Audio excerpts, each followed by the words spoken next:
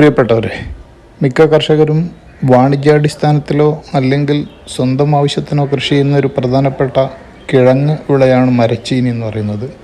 ഈ മരച്ചീനിക്കുള്ള ഏറ്റവും പ്രധാനപ്പെട്ട രോഗമാണ് മൊസൈക്ക് രോഗം. ഇതിൻ്റെ പ്രതിവിധിയെക്കുറിച്ച് പലരും ചോദിക്കാറുണ്ട്. ഇതൊരു വൈറസ് രോഗമാണ്. കസാവ മൊസൈക്ക് വൈറസ് എന്ന വൈറസാണിത് പരത്തുന്നത്.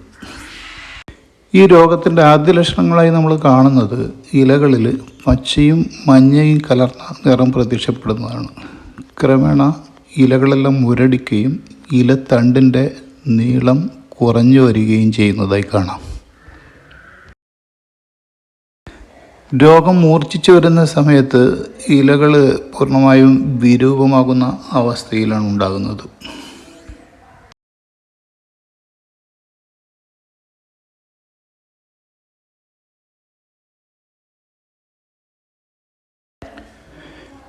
ബെമീസിയ ടബാസി എന്ന ഒരിനം വെള്ളീച്ചയാണ് ഈ രോഗം പ്രധാനമായും പരത്തുന്നത്.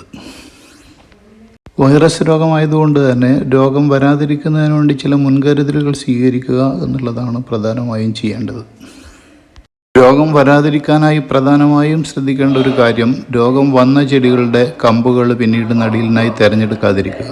അതുപോലെ തന്നെ രോഗപ്രതിരോധ ശേഷിയുള്ള ചില ഇനങ്ങളുണ്ട്. ശ്രീവിശാഖം, ശ്രീസഹ്യ തുടങ്ങിയവ നടീലിനായി ഉപയോഗിക്കുകയും ചെയ്യുക. രോഗവ്യാപനം തടയുന്നതിന് വേണ്ടി കൃഷിസ്ഥലങ്ങളിലെ കളകൾ യഥാസമയം പിഴുതുമാറ്റുക. അതുപോലെ തന്നെ വെള്ളീച്ചയെ നിയന്ത്രിക്കുക.